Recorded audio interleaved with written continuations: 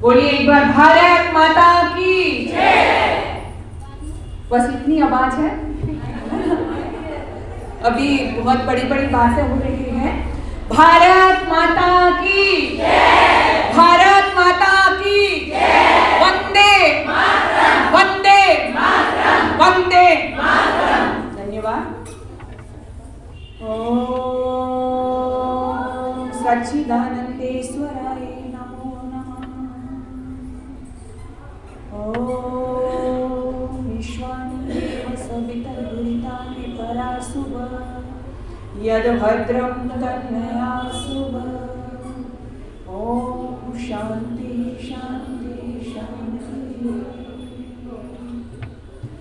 बहुत ही आदर और सम्मान के योग्य आज इस कार्यक्रम के लिए उपस्थित हमारी सभी जो विशिष्ट अतिथिगण और जो भी हमारी वक्तागण बहनें हैं, और मैं देख रही हूँ समय काफी लंबा हो गया है, लेकिन बड़ी ही कुशलता से इस सभा को बांधे हुए इस सभा का संचालन कर रही। मैं नाम से तो परिचित नहीं हूँ, लेकिन आदरणीय हमारी बहन जी और बहुत ही सुंदर सुंदर प्रस्तुतियाँ जो यहाँ से दी गई हैं हमारी बहनों के माध्यम से और छोटी बच्ची ने भी दी, सभी बहुत सम्माननीय। और हमारी बहनें, जैसा कि शुरू में भी कहा था कि ये समय आपके घर परिवार में काफ़ी काम होता है, लेकिन आप उसको छोड़ करके और यहाँ पर अपना राष्ट्र के चिंतन के लिए और कहें कि महिला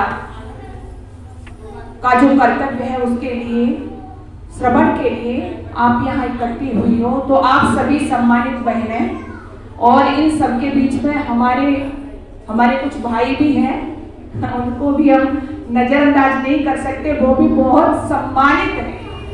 और मुझे तो मैं देख रही थी जैसा कि हमारी हर्षिता बहन जी हैं और सभी पतंजलि समिति जो है महिला समिति की जो पदाधिकारी गण है वो भी बहुत सम्माननीय है। हमारी बहनों ने योग किया वो भी है। तो आपके पीछे जिनका कहूँ मैं एक हाथ इस कार्यक्रम को व्यवस्थित करने में रहा है हमारे आदरणीय भाई प्रेमपाल जी, तो सभी बहुत ही सम्मान के योग्य हैं। मुझे बहुत अच्छा लग रहा था इस तरह से जब सुंदर कार्यक्रमों का आयोजन किया जाता है, और पतंजलि महिला समिति की तरफ से इस कार्यक्रम का आयोजन किया गया है, और आर्य समाज सूरज कुंड का जो प्रांगण है, ये जो मंदिर है आर्य समाज मंदिर है, उसमें किया गया है। इससे इसकी भव्यता और बढ़ गई है। तो सभी एक बार बहुत ही सम्मान के पात्र हैं, धन्यवाद के पात्र हैं। और मैं इसी क्रम में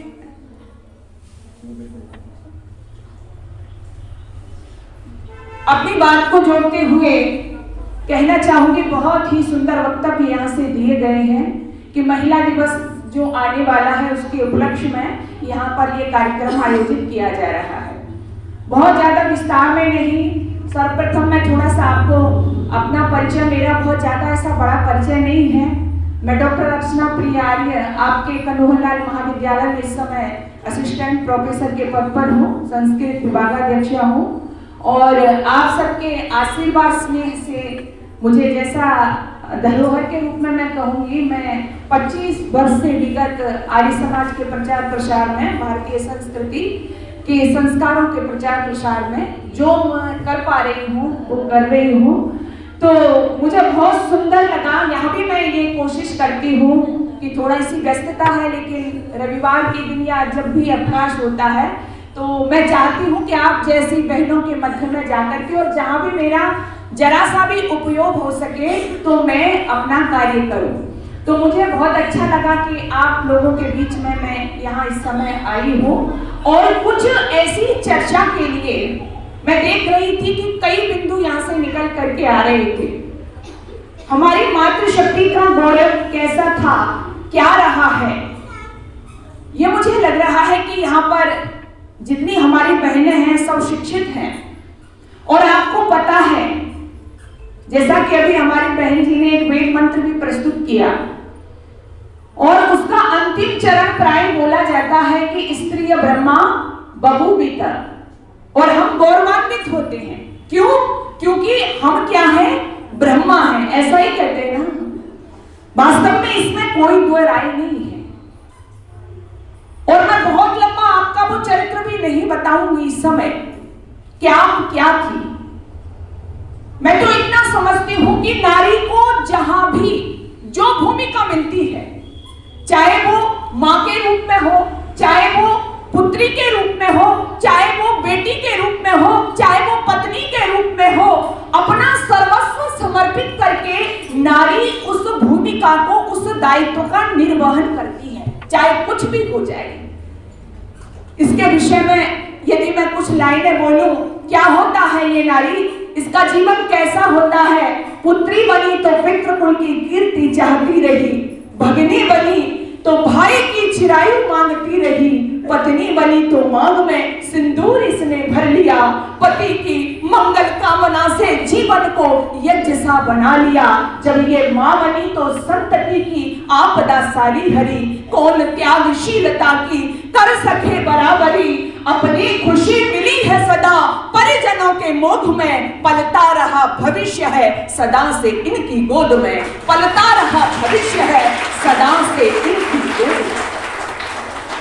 आप भविष्य की संवाहिका हो, आप जो चाहती हो वैसी इस समाज को दिशा निर्देश देती हो, इसमें कोई दो राय नहीं है। अभी भारती का नाम लिया जा रहा था, यहां से कितने खूबसूरत उदाहरण हैं।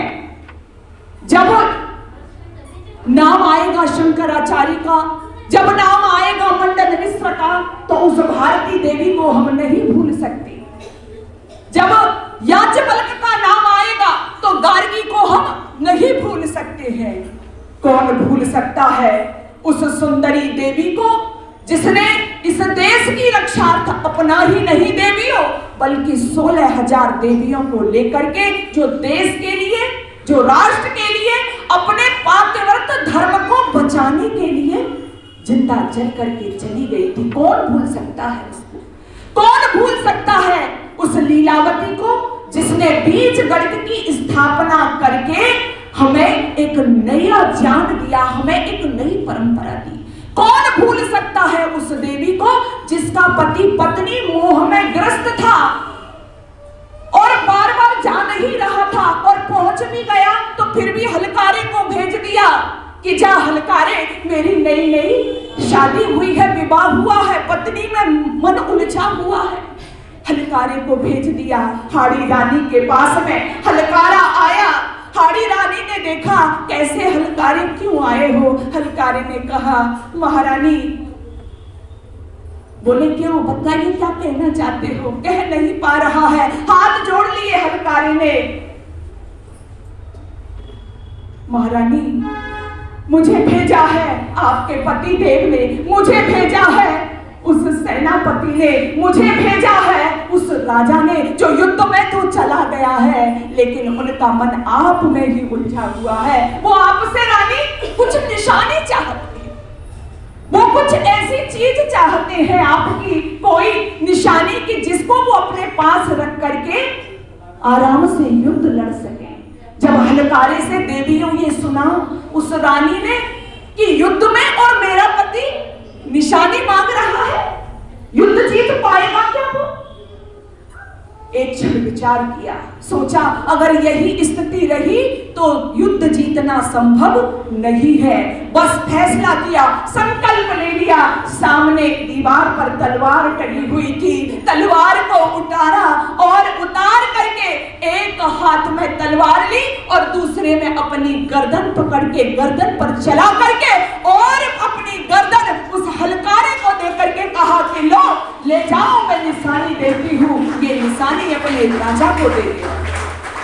शायद आज तक दुनिया के इतिहास में ऐसी निशानी किसी पत्नी ने अपने पति को नहीं दी। मेरे कहने का आशय यही है, जब वो निशानी पहुंची उस पति के पास में, जब वो निशानी पहुंची उस बहन के पति के पास में, ओह उस निशानी को देख करके पागल हो गया। हे रानी, तूने मुझे गलत समझ लिया, मेरा निशानी से मतलब था कोई अंगूठी, कोई रुमाल भेज देती, लेकिन तुमने तो गर्दन काट करके भेज दी। इतिहास गवाह है, साक्षी है। उस रानी के केसों को 2 भागों में बांट करके और उसमें गांठ लगा करके उस चूड़ावत ने अपने गले में लटका लिया और फिर ऐसे शत्रुओं पर टूट पड़ा कि वहां पर लाशों के अंबार लगा दिए और युद्ध को जीता। ये तुम्हारा गौरव था, ये तुम्हारा आदर्श था। पत्नी के रूप में तुमको ऐसे ही दुनिया नहीं पूजती है, तुम ऐसे ही वंदनीय नहीं हो, तुम ऐसे ही पूजनीय नहीं हो। इतिहास इस बात का साक्षी है। क्यों ये सब मैं कह रही हूं आपसे? क्योंकि आज जहां मुझे गर्व होता है ना, अपने देश की बहनों का, मातृशक्ति का जो बलिदान है, जो उसका गौरव है, जो उसका त्याग है, जो उसकी शीलता है, उसको पढ़ करके तो बस जो आज की कुछ स्थिति है उसको देख करके मुझे वेदना भी होती है। क्योंकि मैं सोचती हूं कि जो नारी है ना, आप जो पूरी दुनिया की नारी हो, मातृशक्ति हो, आपकी भूमिका उससे अलग है। कभी सोचा है आपने क्यों? क्योंकि जो दुनिया की स्त्री है उसकी जो भूमिका है वो कामिनी की भूमिका है, और इस देश की नारी की भूमिका माँ की भूमिका है। जब माँ अपने मातृत्व के शिखर पर विराजती है तो वही माँ बौद्धों की, वही माँ महावीरों की, वही माँ ऋषियों की, वही माँ महर्षियों की, वही माँ मुनियों की जननी बनती है। वो रूप, वो पद आपको याद रखना है। आप जब माँ होती हो ना, सबसे बड़ा पद, स्त्री ब्रह्मा बभूविता, सबसे बड़ी पोस्ट आपकी क्या है? आपके हर क्षेत्रों में आप बखूबी निकालती हो, लेकिन जो माँ का पद है ना देवियों, जिसके लिए पूरी दुनिया में आपकी अलग पहचान है, उसको आपको बरकरार रखना है, उसको आप खोने नहीं देना है। क्योंकि जो माँ है, माँ के विषय में आपने बहुत सुना होगा, लेकिन मैं कहती हूँ ये माँ शब्द में जहां भी अब तक जब भी बोली, ये माँ शब्द मुझे पूजा जैसा लगा। और मैं कहूं कि ये जो माँ है ना, माँ गूंगे का खाया गुड़ है, जिसे अनुभूत तो किया जा सकता है परंतु व्यक्त नहीं किया जा सकता। माँ सत्य है, माँ विद है, माँ प्राण है, माँ प्रेरक है, माँ धर्म है, माँ धारणा है, माँ उत्साह है, माँ उत्सर्ग है, माँ उत्स है, माँ विक्षोभ है। क्यों है माँ का पद इतना महान? क्योंकि माँ जब अपने सही अर्थ में विराजती है तो माँ दुनिया का दशा और दिशा दोनों ही बदलती है। कौन भूल सकता है उस माँ को? यहाँ से अभी नाम लिया जा रहा था। कौन भूल सकता है उन माताओं को जिन्होंने इस देश धर्म की रक्षा, तो पुरुषों ने बलिदान दिए। बहुत सी देवियां कहती ना हम कम नहीं हैं। अरे कम ज्यादा की बात तो होनी ही नहीं चाहिए देवियों। पुरुषों से हम कम नहीं हैं, पुरुषों से हम ज्यादा हैं, पुरुषों से हम आगे हैं, पुरुषों से हम बड़ी हैं। नहीं, कभी भी भूल से ये विचार अपने दिल में मत पनपने देना। पुरुषों के साथ में हमारा कंपटीशन नहीं है, पुरुषों से हमारी तुलना भी नहीं हो सकती।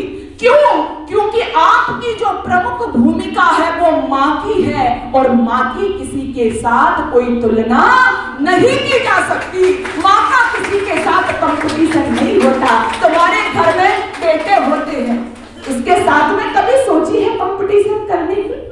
तुम्हारे घर में तुम्हारा भाई है, कभी सोचा है कंपटीशन की? तुम्हारे घर में तुम्हारा पिता है, तुम्हारा पति है, कभी सोचा? नहीं सोचा। क्यों? क्योंकि माँ जो है वो तो अपने आप में सृष्टि की धारक है, धारण करने वाली है। संतान को कोख में ही धारण नहीं करती है ये पुरुष की। यदि मैं कहूँ कि भगवान के बाद में, ईश्वर के बाद में यदि दूसरा किसी का नाम है, इसको ब्रह्मा क्यों कहा गया? क्योंकि दूसरा नंबर यदि किसी का आता है तो वो नारी का है, वो माँ का है। इसलिए माँ की किसी के साथ तुलना नहीं की जा सकती। इसलिए ये बात निकाल दीजिए अपने मन से। नहीं, हम तुलना नहीं करेंगे। हमारी बनावट, हमारी शारीरिक संरचना पुरुष से अलग है, उनकी अलग है। हम किस बात की बराबरी करेंगे जब हमें तो स्वयं ही वेद ने ब्रह्मा का पद दे रखा है? तो बार बार ये नाना क्यों पीटती हैं हम कि ना हम कम नहीं है? अरे कम ज्यादा नहीं, हम तो ऊपर हैं, हम तो मातृत्व के शिखर पर विराजे हुए हैं। फिर हम ये बात क्यों चलाते हैं? और जब चलाते हैं ना तो कहीं ना में ही, हमारे मन में ही हम हीन भावना के शिकार हुए होते हैं। क्यों, कभी विचार किया है आपने? कुछ मोटी मोटी बातें मैं आपको बताऊंगी, हमने विचार किया है। हमें खुद लगता है कि हम पुरुषों से कम हैं। क्यों? किसी पुरुष को आज तक आपने महिलाओं की पोशाक पहने हुए देखा है? बताइए, नहीं देखा ना? नहीं पहनते, क्योंकि उनके अंदर तो हीन भावना है ही नहीं। लेकिन हमें क्या लगता है कि यदि हम अपनी वेशभूषा में विराजेंगे तो हमारा स्थान, हमारा सम्मान उनकी अपेक्षा कम रह जाएगा, क्योंकि हमने खुद ही उनको अपने से आगे माना हुआ है। इसलिए आप विचार करना, कई बार मेरे दिल में वेदना होती है, हम स्वयं, हमारी बेटियां, हमारी बहनें और हम खुद अपना जो परिधान है उनको छोड़ करके हम पुरुषों की नकल करते हुए मिल जाती है। ये पुरुष नहीं कह रहे हैं, ये हम हीन भावना का शिकार हैं, ऐसा हम खुद प्रस्तुत करते हैं। इसलिए देवियों, जो बात मैं आपसे कहना चाहती हूँ, अपने माँ के रूप में ही विराजो, तभी आपको वो सम्मान मिलेगा, तभी आपको सारा विश्व जो देख रहा है। कौन भूल सकता है उन माताओं को? विद्यावती का नाम यहाँ से लिया जा रहा था। विद्यावती का नाम इतिहास में केवल एक महिला नहीं है। जो हम पुरुषों का नाम लेते हैं जिन्होंने बलिदान दिया, उसके पीछे उनको तैयार करने वाली माता ही थी। उस विद्यावती ने संस्कार दिए थे बच्चों से। यहाँ से कहा जा रहा था ना, अभी हमारी संचालिका जी भी कह रही थी, जन्म ना जाए शूद्र संस्कारात् द्विजुच्यते। जन्म से सभी शूद्र होते हैं और संस्कारों के द्वारा द्विज बनाया जाता है। तो विद्यावती, जब उनका बेटा फांसी के तख्ते पर चढ़ने वाला है, झूलने वाला है, तो भगत सिंह ने कहा कि माँ, तुम मेरी शहादत पर रोना नहीं, कहीं आंसू बहा दो, तुम रोना नहीं। एक वचन लिया था। विद्यावती ने कहा था, नहीं रोऊंगी माँ। लेकिन जब समाचार सुना कि पुत्र को फांसी होने वाली है, तो आखिर माँ तो माँ होती है। ऐसा कैसे हो सकता है कि जिसका प्राण प्यारा पुत्र उसके सामने विदा हो रहा हो और माता का हृदय भर करके ना आए? माँ विद्यावती की आंखों में आंसू आ गए। माँ विद्यावती की आंखों में आंसू आए तो लोगों ने कहा, माँ तुम रो रही हो, तुम इसलिए रो रही हो कि तुम्हारा बेटा इस देश के लिए शहीद हो रहा है, तुम्हारे बेटे को फांसी लग रही है, तुम इसलिए रो रही हो। तो विद्यावती ने कहा, नहीं लोगों, मैं इसलिए नहीं रो रही हूँ कि मेरा बेटा फांसी पे चढ़ रहा है, मेरे बेटे का बलिदान हो रहा है। अरे रो तो मैं अपनी कोख पर रही हूँ कि कदाचित मेरी कोख ने भगत सिंह जैसा एक और बेटा दिया होता तो मैं उसे भी हंसते हंसते माँ भारती के चरणों में अर्पित कर देती। ये कलेजा होता है आपका। एक माँ, ये शब्द मैंने कहा, आपने सुना, तालियां बजाई, लेकिन इसको जी करके देखिए। एक माँ के सामने जब उसका बेटा इस दुनिया से जा रहा हो तो शायद उस दर्द को नापने के लिए मेरे और आपके पास कोई पैमाना नहीं होगा। इसलिए माताओं, आइए हम अपने उसी शिखर पर फिर से विराजें। आज आवश्यकता है हमें अपना वो गौरव वापस लाने की। तुमने ही तो जीजाबाई बनकर के शिवाजी को तैयार किया था, जिसने पलक झपकते बदला ले लिया। लेकिन ये संतानें कब बनती है? मैं कहती हूँ तुम्हारे अंदर करुणा है, क्योंकि तुम माँ हो। अपने संतान के अंदर करुणा का बीज तो बोइए, लेकिन साथ ही साथ उनके दिल में एक आग भी लगाइए। और वो आग कौन सी आग? वो आग देशभक्ति की आग जरूर लगाइए। करुणा का बीज तो बोओगी, लेकिन साथ ही साथ देशभक्ति की आग जब डाल दोगी ना उनके दिल में, तो देशभक्ति की आग जब उनके उर में जलेगी, दिल में जलेगी, तो विषय वासनाओं रूपी कचरा जो है वो जल करके भस्म हो जाएगा। बड़ी आवश्यक है ये देशभक्ति की आग। क्यों? क्योंकि आज भी आप स्वतंत्र हैं कहने को, लेकिन हमारे सामने आज भी चुनौतियां कम नहीं है। आज हम कहें कई बार कि हमारे जो देश है, हमारी जो समाज है, आज हमारी समाज की व्यवस्थाएं गड़बड़ा रही हैं। आज हर माता पिता परेशान है, दुखी है। ये भाषण नहीं, मैं आपसे जुड़ी हुई बातें कर रही हूँ। कई बार मैंने जा कर देखा, माता बहनें आकर के मुझसे से मिली बड़ी अच्छी सुख सुविधाएं दे रहे हैं अपने बच्चों को, अच्छा खिला रहे हैं, अच्छा पहना रहे हैं, लेकिन फिर भी दुखी है। क्यों? क्योंकि उनके बच्चों का व्यवहार ठीक नहीं है। कई बार मैंने रोते देखा है ऐसे माता पिता को जिन्होंने बड़ी सुख सुविधाओं से बच्चों को पढ़ाया लिखाया, उनका निर्माण किया, लेकिन जब उनको बुढ़ापा आया तो वही संतान उनकी सेवा करने से मुकर गए। मैंने रोते देखा है। अभी पिछले दिनों की घटना है, दादरी की घटना है, न्यूज़पेपर में जो छपी थी। तो जो दादरी की घटना है, उस परिवार में एक आईएएस है और एक जो उनकी जो पोते की बहू है आईएएस है और एक आईपीएस है। और जो माता पिता हैं जिन्होंने आत्महत्या की, उन्होंने एक सुसाइड नोट लिखा और सुसाइड नोट में उन्होंने लिखा कि हम तो जा रहे हैं। क्यों जा रहे हैं? कि इन्होंने हमारी बहुत अपेक्षा कर रखी है, इन्होंने हमें इतना तंग किया है कि जितना ये हमको कर सकते हैं, इसलिए हम तो जा रहे हैं। इनको वो दंड देना, इनको वो प्रताड़ना देना जितनी इन्होंने हमें दी है। सुसाइड नोट में लिखा था उन्होंने। चरखी दादरी की शायद ये घटना है।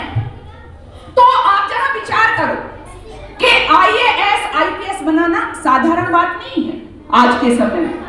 उस माता पिता ने कितनी मेहनत की होगी जब इस मुकाम पर अपने बच्चों को पहुंचाया। और जब एक समय आया कि वही माता पिता सल्फास की गोली खा करके 70 वर्षीय और 75 वर्षीय माँ बाप जब इस दुनिया को, ये कहानी नहीं बता रही, पिछले दिनों निकला था और एक घटना नहीं है, मैं कितना घटनाएं आपके सामने बोल सकती हूँ। लखनऊ की वो घटना जिसमें कर्नल ने खुद अपने आप को गोली मारी थी। क्यों मारी थी? क्योंकि पति पत्नी दोनों यहाँ रहते थे और बेटा दोनों विदेश में थे।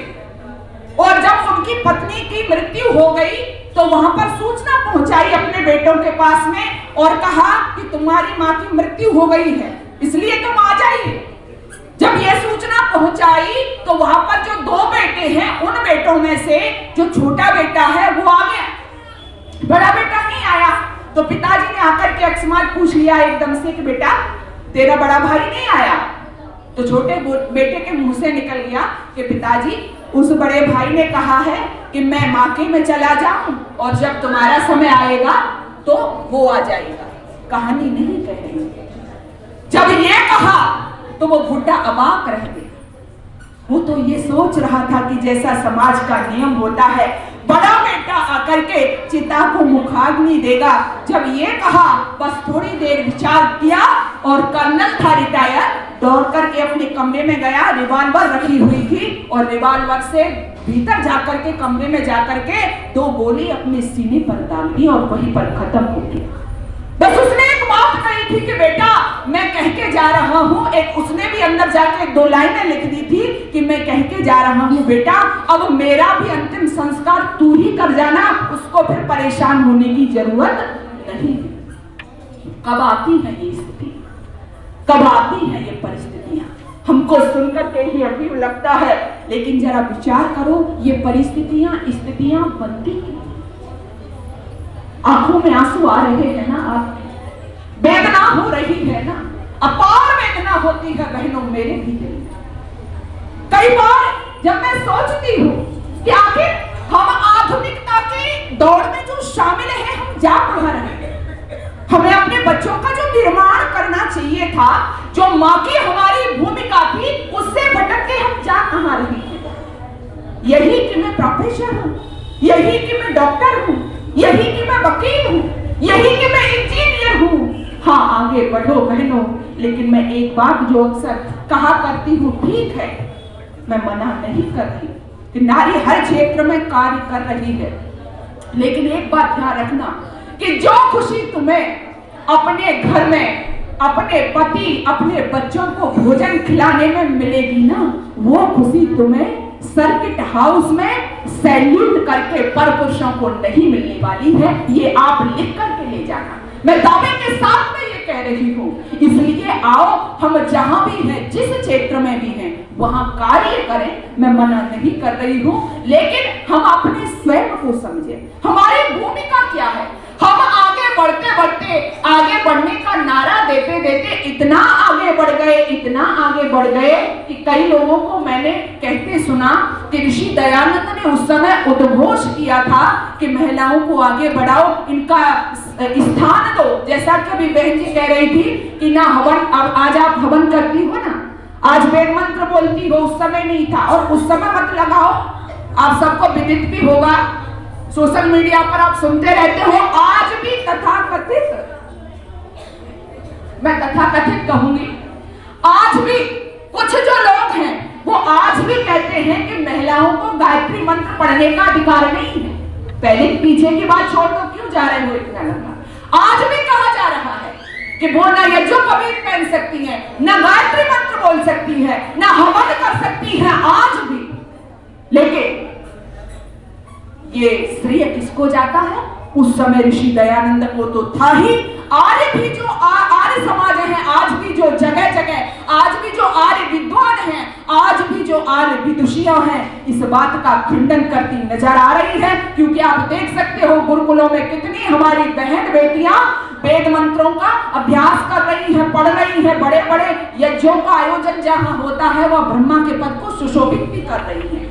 तो इन बातों से ये पता चलता है कि महिलाओं के प्रति कितनी दृष्टि, जैसा कि अन्य जो हमारे मत मजहब है उसमें तो आप देख ही सकते हो कि किसी ने कहा कि ये महिलाएं खेती होती हैं। आप समझ जाओगे, जो मुस्लिम लोग हैं वहां उनकी कुरान ये कहती है कि जैसे कि खेत में कितना भी डालो, बीज डालो और बस पैदा करो, वो फसल देता रहता है। ऐसे ही कहा कि जो नारियां है ना वो तुम्हारी खेती है बस। लेकिन और भी जब आप अलग अलग उस दिशाओं में बढ़ोगे, कोई कहता है इसमें आत्मा ही नहीं होती। अच्छा, आप जितने लोग बैठे हो ये तो इसका जवाब तो आप ही दे दोगे कि इनमें आत्मा ही नहीं होती।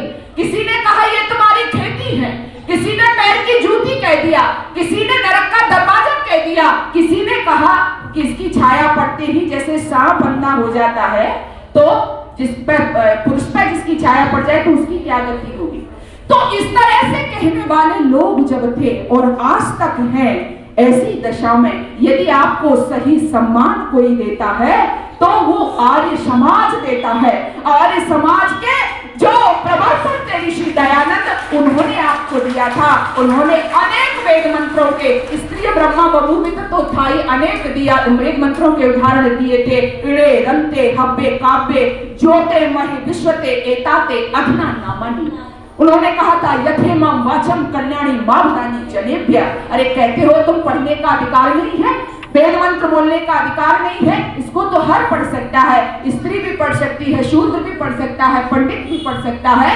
तो ये श्रेय ऋषि दयानंद को जाता है। लेकिन मैं जो बात आपसे कह रही थी कि आपका जागरण इतना हो गया आज कि कई बार जब मैं सुनती हूं ना कुछ पुरुषों के मुख से, और खुद भी आप स्वीकार करती होंगी इस बात को कि आज ये इतनी बढ़ गई हैं कि इनको थोड़ा सा बैठाना जरूरी है। अपार वेदना होती है बहनों मेरे दिल। आज क्या हो गया है इस समाज को?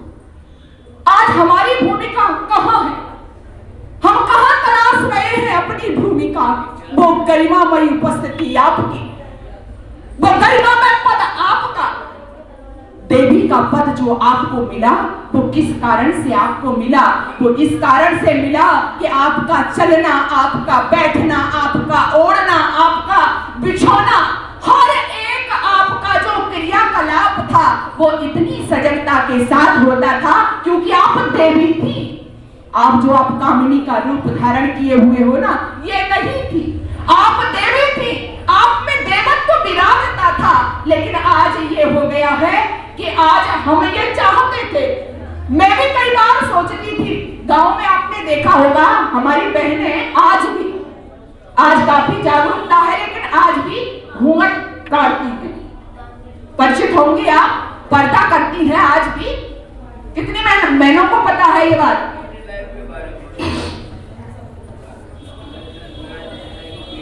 बहुत कम को पता है, हैं? तो आज भी गांव में हमारी बहनें, थोड़ा सा मेरी तरफ भी ध्यान रखें, हाँ आप जिनको पता है, आज भी गांव में हमारी बहनें पर्दा काटती हैं।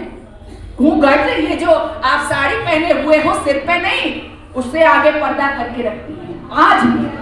लेकिन धीरे धीरे जब जागृति हुई तो क्या है, क्योंकि पर्दा लटकाना ये कुप्रथा में आया, तो पर्दा उनका हटा और फिर ये जो आपका आंचल है ये कहाँ गया, कहाँ गया, सर पर आ गया। और सर पर आंचल आया, उसके बाद में फिर धीरे धीरे नगरों की तरफ, शहरों की तरफ रुझान हुआ, फिर उससे महानगरों में तो जो घूंघट था वो सिर पे आया और फिर सिर से नीचे आया।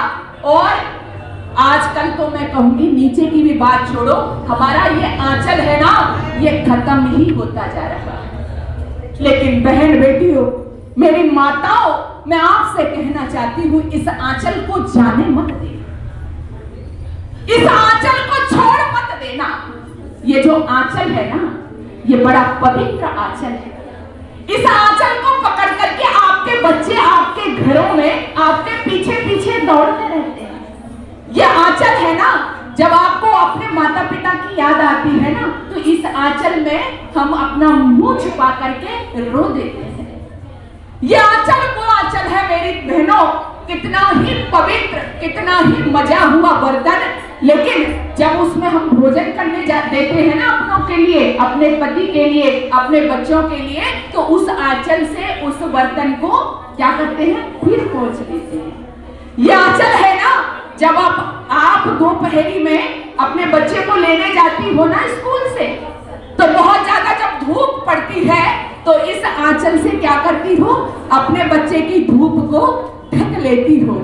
ये आंचल है ना, इसलिए कहा ये आंचल है ना, ढक ही लेगा। ये आंचल है ना, इसके बल पर चूल्हे से गरम गरम कढ़ाई उतारनी हो ना, तो उतार ही लेगा। ये आंचल है ना, यदि दूसरों से अपने आंसू छिपाने हैं तो छिपा ही लेगा। ये आंचल है ना, पिता की इज्जत ढक ही लेगा। ये आंचल है ना, पति के दायित्व को संभाल ही लेगा। ये आंचल है ना, जब महापुरुषों को भी इस दुनिया में आने का मन करेगा ना, तो वो भी इस आंचल की शरण में उनको भी आना होगा। ये आंचल है दया का आंचल, ये आंचल है प्रेम का आंचल, ये आंचल है वात्सल्य का आंचल, ये आंचल है पवित्रता का आंचल। इसलिए इस आंचल को छोड़ मत देना बेटियों। आइए, ये आंचल के साथ में ही आप सुंदर लगती हो। मैंने सोचा था, मैं भी चाहती थी कि ये जो घूंघट लटकाती है ना बहना, इस घूंघट को उठा करके दो आंखों से ये भी जरूर को देखे। मैं सोचती थी इस बात को, लेकिन इतने वस्त्र उतर जाएंगे इसकी कदापि हमने कल्पना भी नहीं की थी। बहनों, आज इस देश की नारी अपने लव कुश को छोड़ करके, अपने रघुपति का त्याग करके स्वर्णमयी लंका का आकर्षण इतना प्रबल हो जाएगा, ऐसा कभी हमने सोचा नहीं था। इसलिए आइए बहनों, जो अपना सुख खो देता है, अपनी गरिमा को खो देता है, अपने आदर्श को खो देता है, उसको कोई पूछने वाला नहीं रहता है। इसलिए आगे बढ़ो, खूब आगे जाओ, खूब उन्नति करो, खूब तरक्की करो, लेकिन तुम्हारी जो माँ का पद है, तुम्हारा जो ब्रह्मा का पद है, उससे अलग होकर के नहीं करना है। हाँ, आप अपना दायित्व फैलाओ, आप अपना संसार बढ़ाओ। कैसे बढ़ाओगी संस्कार? अपने बच्चों को संस्कारित करके, अपनी बेटियों को संस्कारित करके आप अपना परचम पूरी दुनिया पर फहरा सकती हो। आपको वो परिचय देना है इस समाज के सामने कि आपके बेटे बेटी निकल करके आपका सीना चौड़ा कर पाए। आज आपने देखा संस्कारों के अभाव में आपके बच्चे और बच्चियां, मैंने देखा कि पिछले दिनों क्या हो रहा है इस समाज में, लव जिहाद के नाम पर। अभी पद्मिनी का नाम मैंने लिया, मेरे से पहले एक बहन जी ने भी लिया। कभी सोचा है उस पद्मिनी ने जौहर करना बहनों आसान काम नहीं है। थोड़ी देर, बस 5 मिनट और लूंगी मैं आपका। वो जौहर किया उस पद्मिनी ने, और वो पद्मिनी कैसे मर गई पता है ना आपको? कैसे मरी वो जलकर के मरी। बस मैं थोड़ा सा ध्यान चाहूंगी आपको। अगर हमारा एक शरीर का थोड़ा सा पार्ट, हमारी उंगली भी यदि जल जाती है, मोम भी उस पर लग जाता है, तो आपको पता है कितनी वेदना होती है। लेकिन जिसका पूरा शरीर जिन बहनों का जल गया, कभी विचार किया क्यों कदम उठाया उन्होंने ऐसा? कभी सोचा है आपने? अरे जब मरना ही था तो दूसरे रास्ते भी तो हो सकते थे, लेकिन नहीं, उन्होंने इस रास्ता का वर्ण क्यों किया? इसलिए किया कि उनको पता था कि यदि हमने फांसी लगा करके मर गए, यदि हम कुछ खा करके मर गए, तो हमारी ये जो देह है, हमारा जो ये शरीर है, उन पिशाचों को मिल जाएगा जो लाशों के साथ भी व्यभिचार किया करते हैं। इसलिए उन्होंने उस मार्ग को चुना था कि हमारे शरीर की मिट्टी भी इनको, राख भी इनको नसीब न होने पाए। एक तो वह बलिदान, और आज इस देश की बहन बेटियां आज लव जिहाद के नाम पर बहनों क्या कर रही हैं? आज गैर मजहब के शौहर चुन रही है। तब मेरी वेदना को नापने का कोई पैमाना नहीं है। मैं तो यही कहना चाहूंगी कि हमने इनको नहीं पढ़ाए, अपनी बहन बेटियों को हमने इनको नहीं पढ़ाए पद्मिनियों के जौहर, इसलिए चुन लिए उन्होंने गैर मजहब के शौहर, इसलिए चुन लिए उन्होंने गैर मजहब के। हमें समझना, अपनी भूमिका हमें निर्धारित करनी है। इसलिए आइए, ये सब कब कर पाएंगी? जब हम एक श्रेष्ठ संतान को पैदा करके छोड़ना नहीं है, बल्कि संस्कारों से उसको संस्कारित करेंगी, तो फिर हम अपनी पदवी को भी सुरक्षित रख पाएंगे और एक उच्च समाज को, अच्छे समाज को, जिसकी कल्पना हमारे ऋषि महर्षियों ने की थी। और आज भी हम राम के गाने गा रहे हैं, राम राज लाने की बात कर रहे हैं, लेकिन राम देखो ना तो गाने से आएंगे, ना राम की मूर्ति घर में रख लो तब आएंगे। राम के लिए तो आपको मां कौशल्या बनना पड़ेगा। जब घर घर में कौशल्या आएंगी तो घर घर में राम भी आ जाएंगे। इसलिए कौशल्या बनिए, शिवाजी लाना है तो जीजाबाई बनिए, हनुमान लाना है तो अंजना बनिए, अवश्य ही हमारे घरों में मेरा दावा है।